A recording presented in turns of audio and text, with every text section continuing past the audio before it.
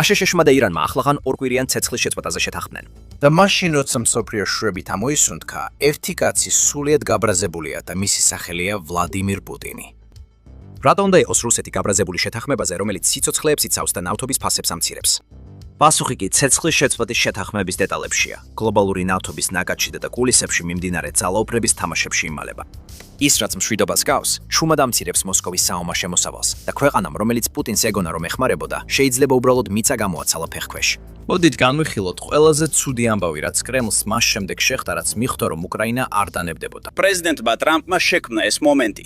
ირანი ხვეცნით ითხოვდა ამ ცეცხლის შეწყვეტას და ეს ყველამ ვიცით. როგორც პრეზიდენტმა თქვა, ეს დილად დიდი დღეა მსოფლიო მშვიდობისთვის. 8 აპრილს დონალდ ტრამპმა გამოაცხადა, რომ შეერთებულმა შტატებმა ირანთან ორკვირიან ცეცხლის შეწყვეტაზე შეთანხმებას მიაღწია. ეს შემთხვევით არ მოხდარა. ეს შეთანხმება მისივე დადგენილ ვადამდე ცოტა ადრე შედგა, როცა მან ირანი გააფრთხილა, რომ სერიოზული შედეგები ელოდა თუ არ დაემორჩილებოდა.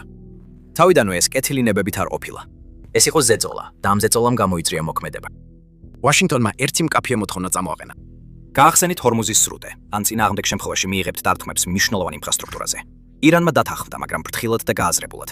ის შეწყვეტა სარაკეტო თავდასხმებს და მისცემდა გემებს უსაფრთხოდ გადაადგილების საშუალებას, მაგრამ მხოლოდ იმ შემთხვევაში, თუ ამერიკული დათმობებით შეწყდებოდა.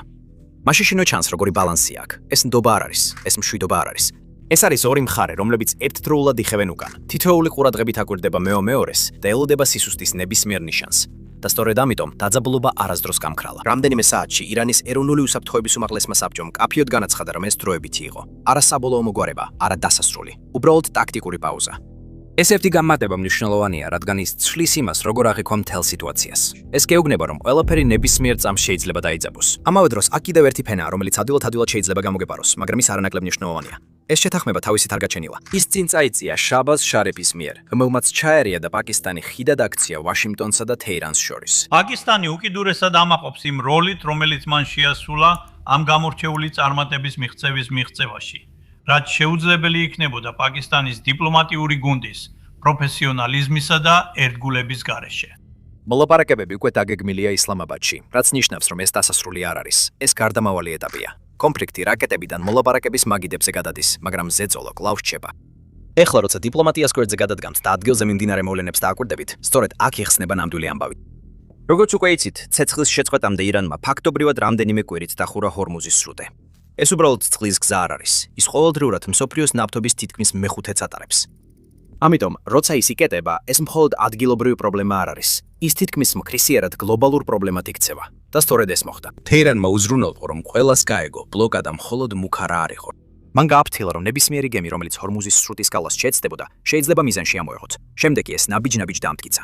მცირე ხომალდებს ავიწროებდნენ, ეკიპაჟები კი თითქმის შეჯახების შემთხვევებზე საუბრობდნენ. მაგრამ ნამდვილი შოკი 11 მარტს მოხდა, როდესაც ტაილანდის დროშის ქვეშ მცურავი მეირინარი ჰორმუზის სრუტეში ორმა ჭორმა დააზიანა.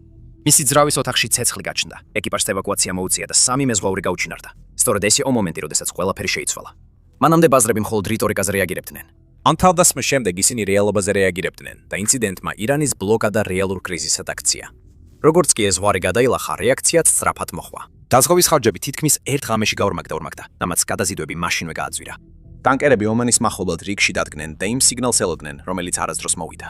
სვეპს სხვა გზა არ ჰქონდათ, გარდა იმისა, რომ აფრიკის გარშემო გრძელი მარშრუტი აერჩიათ, რაც მიწოდების დროს კვირებს უმატებდა და ხარჯებს ყველდან ზრდიდა. რაც სამხედრო ნაბიჯად დაიწყო, სწრაფად გადაიქცა მიწოდების ჯაჭვის პრობლემად, ხოლო შემდეგ გლობალურ შეფერხებად. ეკონომიკური შოკი ამას მალევე მოჰყვა. ნავთობის ფასები გაიზარდა არა იმიტომ, რომ მიწოდება შეზღუდული იყო, არამედ იმიტომ, რომ გაურკვევლობა ყველგან სუფევდა. აშშ-ის ნავთობის ფასი ბარელზე $112 გადააჭარბა, ხოლო ბრენტის ფასი $100 ავიდა. ქვეყნები, რომლებიც ძლიერ არიან დამოკიდებული სპარსეთის ყურის ენერგიაზე, განსაკუთრებით აზიაში, საწვავის ფასების ზრდის გამო თითქმის მაშინვე ზეწოლას იგრძნობდნენ. ევროპაში მთავრობებმა საგანგებო მარაგების გამი გამოყენება დაიწყეს, რათა სიტუაცია დაემშვიდებინათ. ინდოეთში ქარხნება ცვლების შემცირება დაიწყეს, რადგან ენერგიის ხარჯებმა მოულოდნელად მათი მოგება შეამცირა. ევროპის მასშტაბით ფერმერები დიზელის ფასების ზრდას ადევნებდნენ თვალს, რაც მოსავლის ბაზარზე გატანის ხარჯებს ზრდიდა. ეს ზეწოლა მხოლოდ ბენზინგასამართ სადგურზე არ შეჩერებულა. სპარსეთის ყურის რეგიონი მსოფლიოში ვაჭრობადის შარდოვანას სასუქის თითქმის ნახევარს აწუდის. გემების გაჩერების ან გადამისამართების გამო ამ სასუქის ფასები სწრაფად გაიზარდა. ინდოეთისა და აზიის ზოგიერთი ნაწილის ფერმერები მოულოდნელად აღმოჩნდნენ მომდევნო მოსავლის მოსაყვანად გაზრდილი ხარჯების წინაშე. ეს ზეწოლა საბოლოოდ მილიონობით ოჯახის სასურსათო ანგარიშებზე აისახება. ყოველი ახალი სათაურით რისკის შეგრძნება კიდევ უფრო იზრდებოდა. როცა ცეცხლის შეწყვეტა გამოცხადდა, ბაზარი უკვე დაძაბული იყო. როგორც კი დონალდ ტრამპმა შეთანხმება დაადასტურა, ფასები სწრაფად დაეცა. აშშ-ის ნავთობის ფასი მკვეთრად დაეცა და ბრენტის ფასიც რამდენიმე წუთში მიყვა, $100-ზე კრემოთ დაბრუნდა. ეს ნელი კორექცია არ ყოფილა. ეს იყო წნევის განთავისუფლება, რადგან ის შიში, რომელიც ფასებს ვდიდა, მოულოდნელად გაქრა.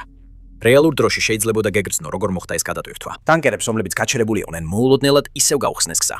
გემები, რომლებიც გრძელ შემოლას აკეთებდნენ, უკან დაბრუნება დაიწყეს. დაზღვევის ხარჯები შემცირდა. ვაჯრებს, რომლებიც დამატებით ფულს იხდიდნენ თავის დასაცავად, ეს აღარ ჭირდებოდათ.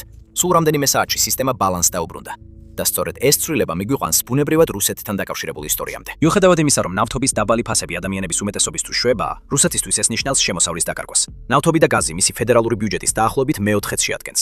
ეს ფული აფინანსებს სამხედრო ოპერაციებს, ამყარებს ეკონომიკას და ეხმარება სანქციების ზემოქმედების შთანთქმაში.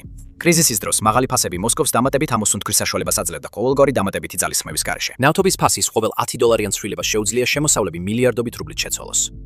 და სწორედ ეს ხდებოდა მათთვის. ფასების მდგრადი ვადნა მნიშვნელოვნად ამცირებს იმ სახსრებსაც კრემლს სჭირდება ყველაფრის შეუფერხებლად ფუნქციონირებისთვის. ასე რომ, როდესაც ფასები ზავის შემდეგ $100-ზე კრემოთ დაეცა, აზიასა და ევროპაში შვება იგრძნეს, მაგრამ რუსეთში ბიუჯეტური მდგომარეობა მკვეთრად გამკაცრდა.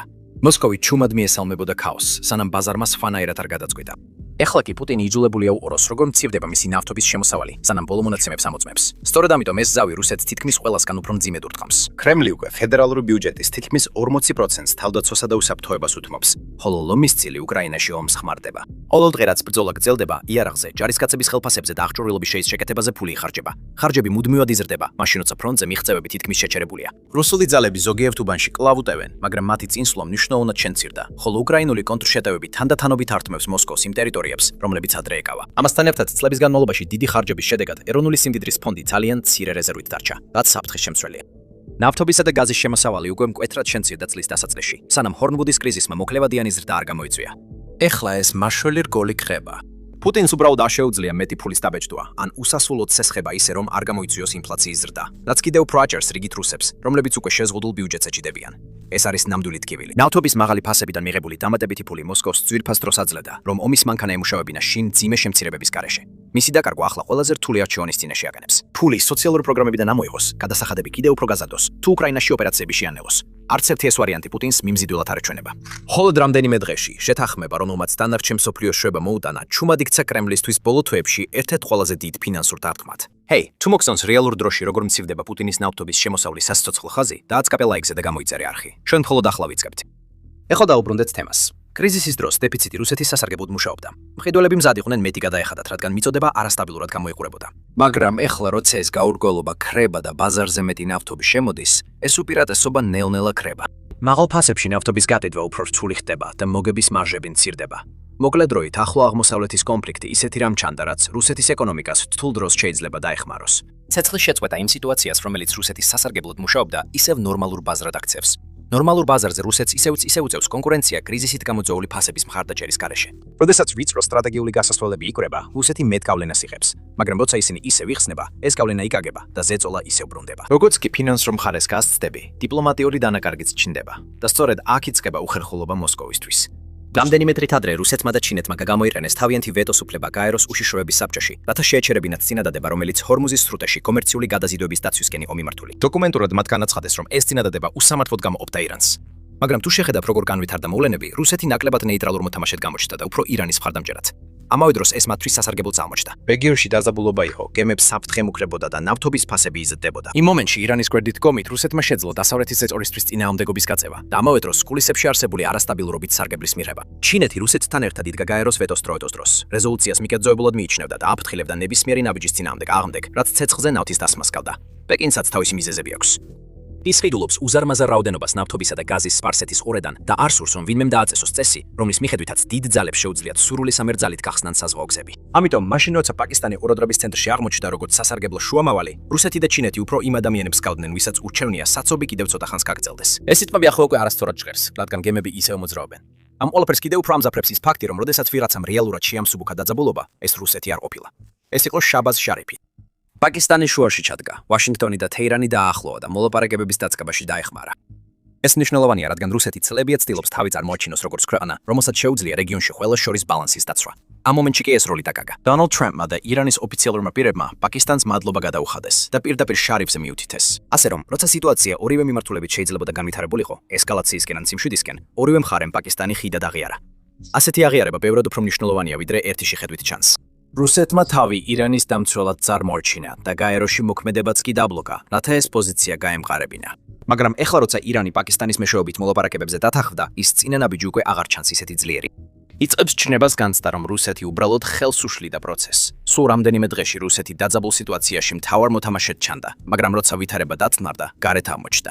დიპლომატიაში ასეთი ცვლილება უგულებელყოფა რთულია. ეხლა მოდით უფრო დეტალურად შევხედოთ პირობებს, რადგან სწორედ აქ იწყებს ყველაფერი გაცილებით არასტაბილურად გამოჩენას, ვიდრე თავიდან ჩანს. ერთი შეხედვით ყველაფერი საკმაოდ მარტივად ჟღეს.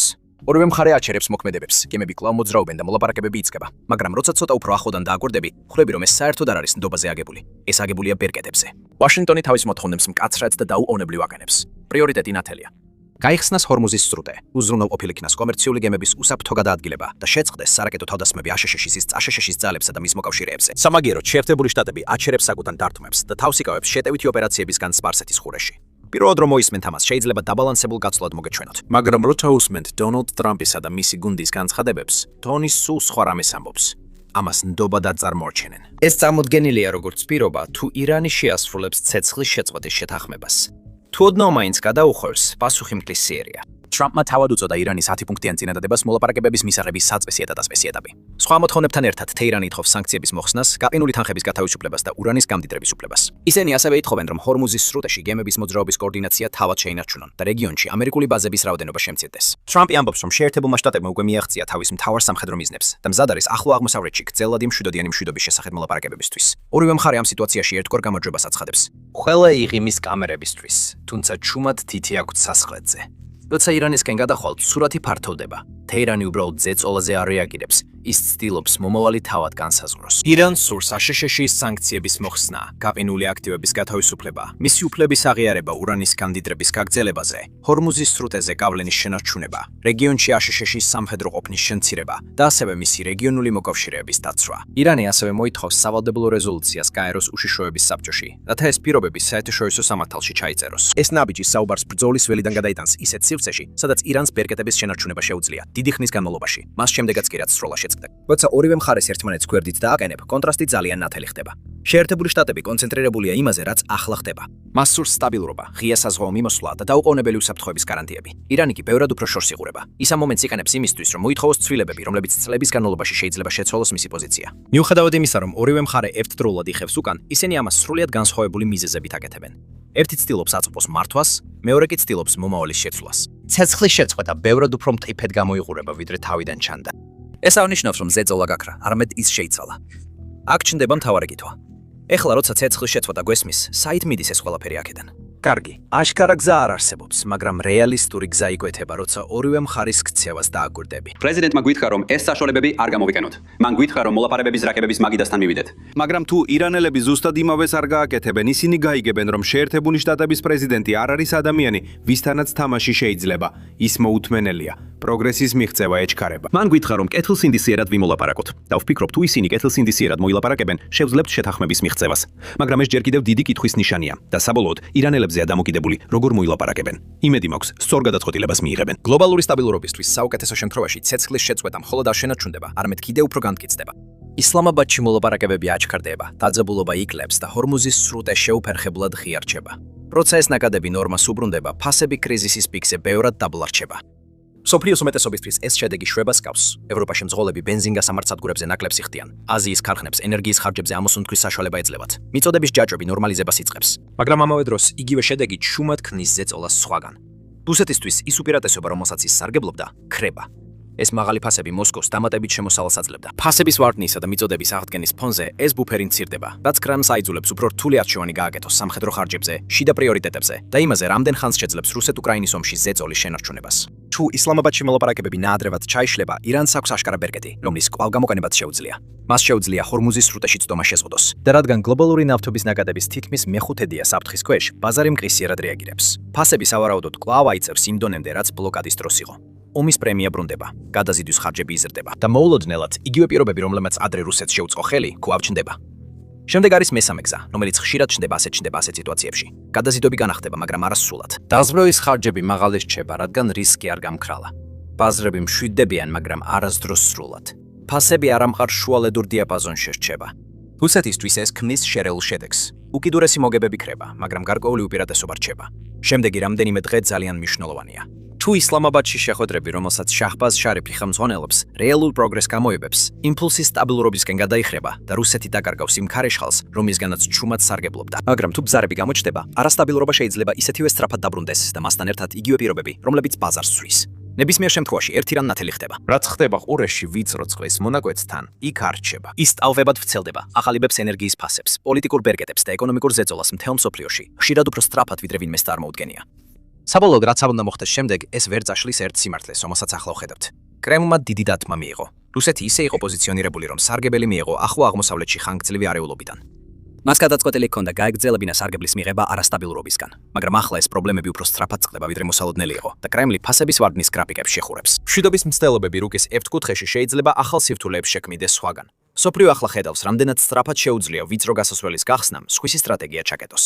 ეს ცეცხლის შეწყვეტა გვახსენებს, რომ გლობალური კავშირები ძალიან ღრმაა. ის რაც ადგილობრივ დეესკალაციად ჩანს, ძალაუფლებისა და ფულის ბალანსს ათასობით მილით დაშორებულ ადგილას ცვლის. რუსეთისთვის მაღალი ნავთობის ფასებით მიღებული მარტივი სარგებელი ახლა შეწყვეტა. როგორ მოერგებიან ისინი მომავალ კვირებში, ბევრს იტყვის იმაზე, რამდენად ძლიერია მათი პოზიცია, მაშინ, როცა გარე შოკები მათ სასარგებლოდ არ ვითარდება. ისტორია ჯერ კიდევ ვითარდება, მაგრამ ამ სიმშვიდის პირველ აშკარად ამაცხებულად იქცა ის ქვეყანა, რომელსაც ყველაზე მეტი სარგებელი შეიძლებოდა მიეღო მიმდინარე ქაოსიდან. ასე რომ, თუ გსურთ წინასწარ იცოდეთ მომდევნო გლობალური თავის ტკივილის შესახებ, რომელიც პუტინივით ვინმეს პანიკაში ჩააგდებს და გრაფიკებს შეამოწმებინებს, დააწექით ლაიქს და გამოიწერეთ არხი. ჩვენ კი განმოგძობთ სათაურების მიღმა ამბების მოყოლას.